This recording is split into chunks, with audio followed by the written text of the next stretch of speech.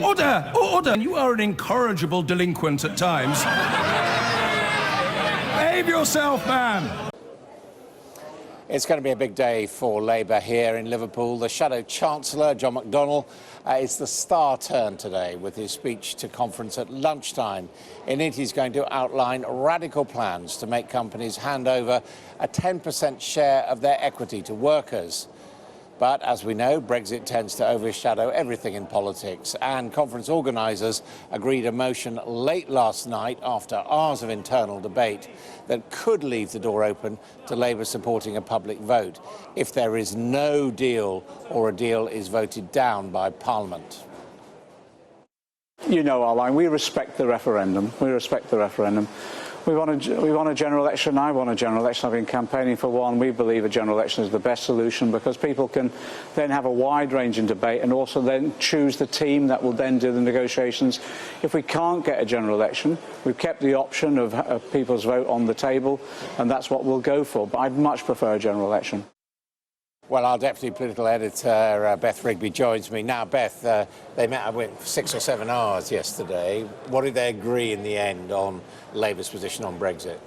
Well, while we were watching The Bodyguard, you're right, they were in a room, 5 or 6... Darts, yeah. Well, you were watching the darts, I was watching The Bodyguard. Right. A number of people were discussing this motion. And what did they agree? Well, they've agreed that if there isn't a general election, there's no deal, there could be some form of people's vote. I think that in political language, you might call this a classic fudge.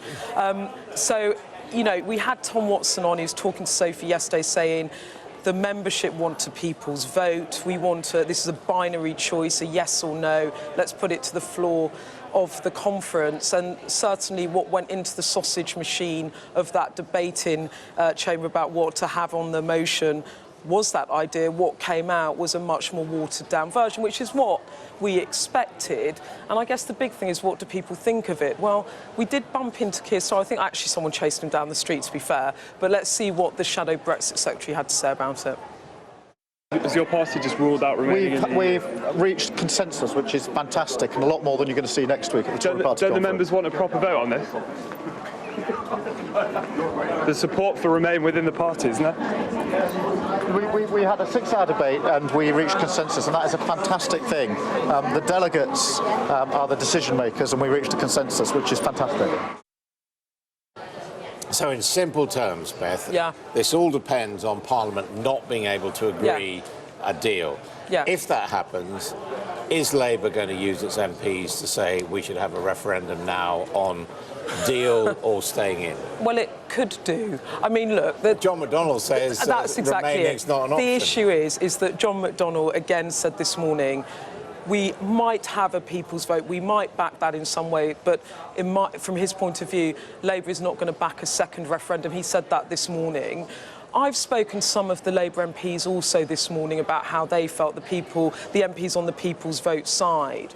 They sort of see this as a small step forward in the sense that a year ago this wasn't even debated at conference. They are now slightly pushing the leadership to a different position. And this is certainly the sort of sequencing that Keir Starmer wanted. I think he'll think that this is a leaning in, if you like, of the leadership towards a people's vote, but it's certainly not an emphatic, yeah, we're going to support a second referendum. And that's simply because John McDonnell and Jeremy Corbyn aren't there. They want to talk about their radical economic agenda and they want to go and win a general election. I think, personally, what's really fascinating about this is it's the first time we've seen a sort of split, if you like, between what the membership of the Labour Party want and Jeremy Corbyn's leadership, that actually the membership are very pro-Remain, are very pro-EU, and the leadership are trying to ride those two horses between Labour voters, many in Leave areas that don't want a second referendum, and the membership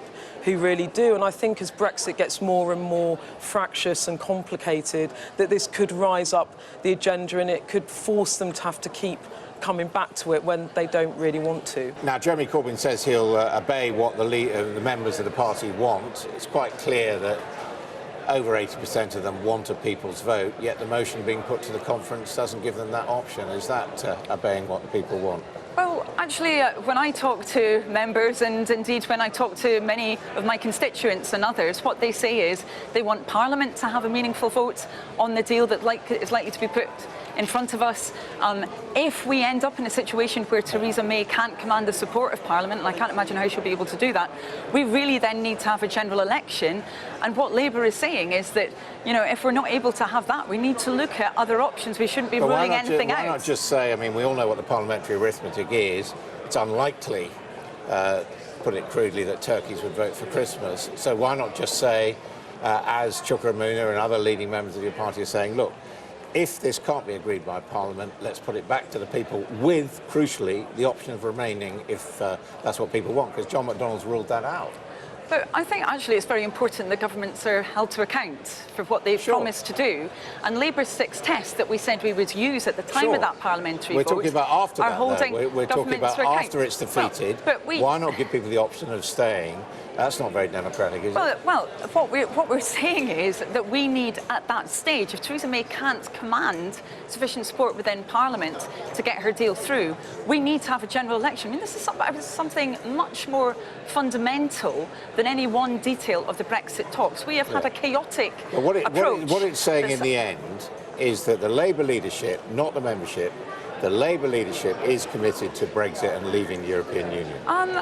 Well, we have always said that we will respect the results of the referendum, but that is very, very different from what government is pushing us towards at the moment, either a no deal or an extreme Brexit, which whether people voted to leave or to remain, people don't want because they can see the impact it would have on British jobs. So we're trying to hold the government to account on that. I think that's the right strategy, but it also is important that we don't rule out any possibility for more democratic engagement in this process. And quite frankly, the lack of any discussion over the government's negotiating position, the red lines they set out recklessly at the start, are doing our country a great disservice. OK, Annalisa Dodds, thank you very much indeed for being with us. Well, time for the View now, looking at the opinion pages of today's newspapers. And Ian Brill in the Eye says Theresa May's fate depends on her Labour rivals. But just imagine the damage that a political operator such as Blair or Wilson could have inflicted on this shambolic government, he wonders. In The Guardian, John Harris asks whether the Labour and the left can forge a new 21st century socialism fitting in with the age of Amazon. Boris Johnson, in his Monday column, in The Telegraph, mainly attacks the Labour leader, but he ends up by saying Chequers equals Corbyn and it's time to dump it. In The Times, Claire Foges says Brexiteers love to blame everyone but themselves, and those who claim Salzburg was an ambush should have realised that EU leaders had made their position clear from the beginning. Let's take the fight to the Tories. That's the Labour crowd in Morland's cartoon in The Times. Yes, let's drive them out of the party, replies Jeremy Corbyn. And Theresa May has fallen off a cliff in Ben Jennings' cartoon in The Guardian, and young Labour members are desperately struggling to prevent the Labour leader following her. Well, joining me today to look through all those are the Times columnist Rachel Sylvester and the political consultant and former advisor to Tony Blair, Matthew Doyle. Welcome to you both. Thank you. And kind of Ian Birrell's column, Matthew, is a bit like Tony Blair's frequent speeches to the Labour conference since he's left, saying, if you can't beat this lot, you're not much good.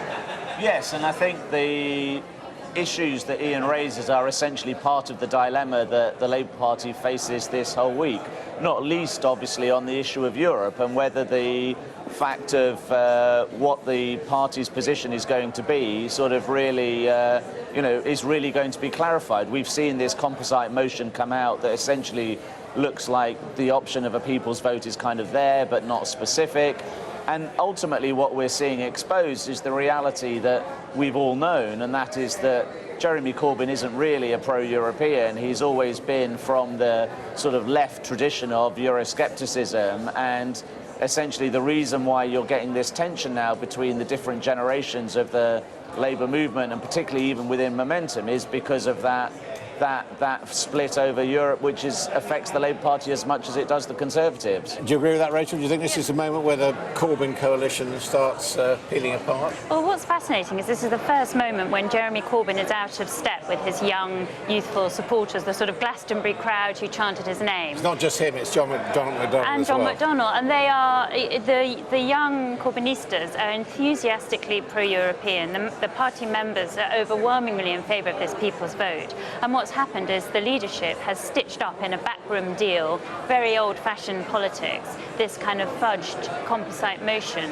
It's back to the sort of bad old days of smoke-filled rooms. And I think it's really interesting to expose this clash between the sort of mass movement of the Corbyn supporters and the sort of top-down dictatorial leadership. People talk about the clash between the sort of John Lennon singing Imagine, the sort of idealistic young people, and the Leninists, the sort of hard Lennon, control freak, Corbynistas. Now, and that's what this is about. What about. John Harris? And, he spends his time outside Westminster and seems to be saying, really, he doesn't think they're quite got the right set of policies. I thought that was a really fascinating piece, piece, actually, because it's exposed how old-fashioned, in some ways, the actual policies that Jeremy Corbyn and John McDonnell are coming up with. So it's a lot of sort of nationalisation, squeezing the rich until the pip squeak. And what John Harris is saying, what about the new challenges, artificial intelligence, the gig economy? What are the policies that are going to work in the 21st century rather than the 1970s? And you think he's right? I think that's right. I think there is an old-fashioned feel to the Corbyn movement. And the party is presenting some radical ideas here at this conference this week, including a plan to force private companies to give employees 10% of their equity. But with the big vote due tomorrow, is there a danger that Brexit will dominate instead? Joining me are Stephanie Lloyd, she's the Deputy Director of Labour's centre-left movement Progress, and Matt Zarb-Cousin, former advisor to Jeremy Corbyn. Welcome to you both.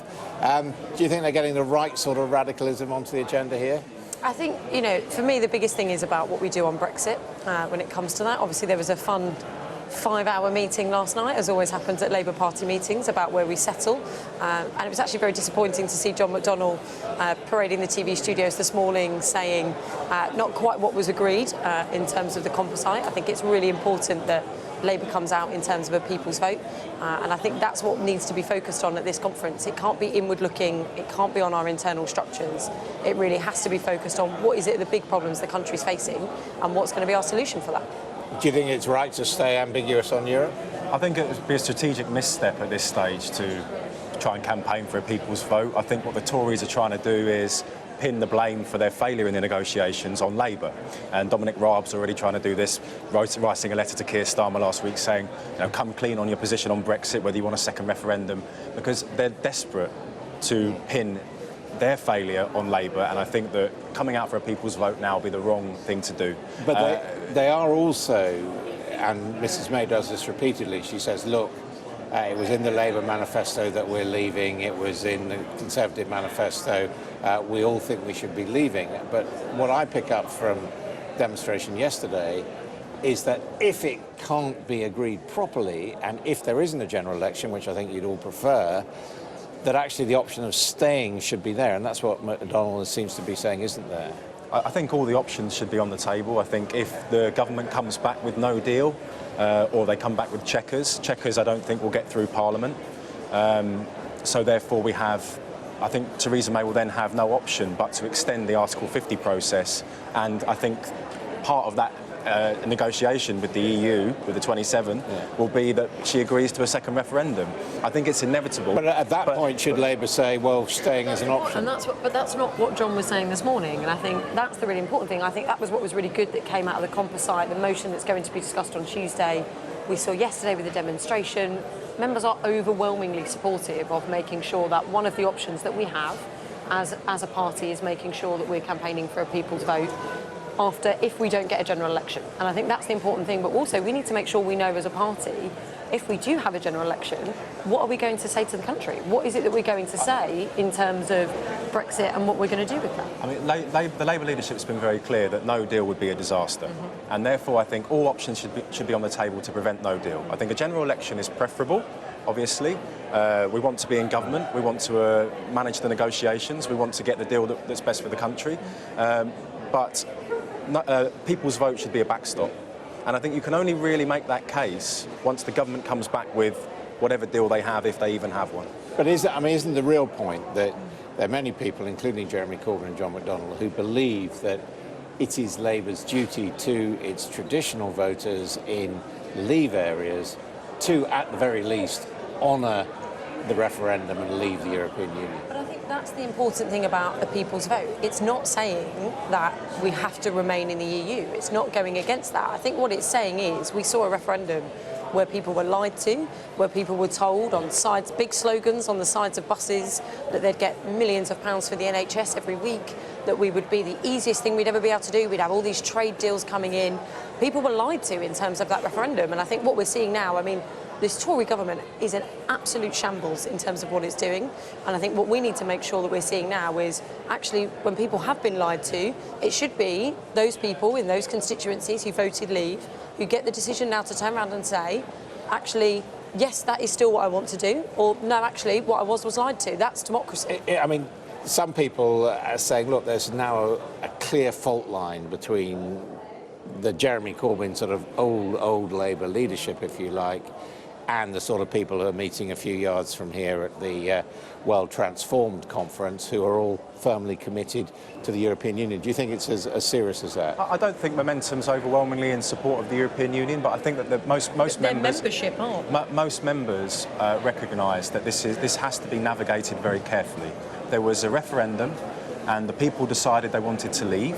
I know it was a very small margin, but they decided they wanted to leave. To turn around and say, we disagree with that, we want to rerun because we think you made the wrong decision, is very, very dangerous territory for Labour. Let me just finish a second. Yeah.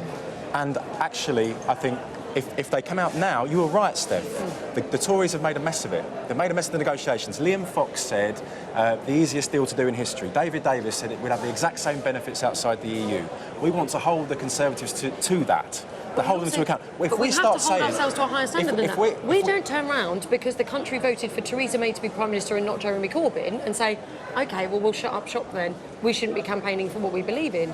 We need to be holding them to account. We need to be pushing them forwards. And it doesn't say that we shouldn't have negotiations carefully and we shouldn't be thinking this through. But the idea that we can't then put forward what the Labour case for that would be is ludicrous, and we should be doing that. This is the problem, though, Steph. I think that if we come out for a people's vote now, you know exactly what they'll say. You're trying to sabotage Brexit. That's exactly what they'll say. That's not what the motion says, though. The motion says we should push for that. I agree with the motion. Indeed. Because it's a backstop. There we go. We agree on something. OK.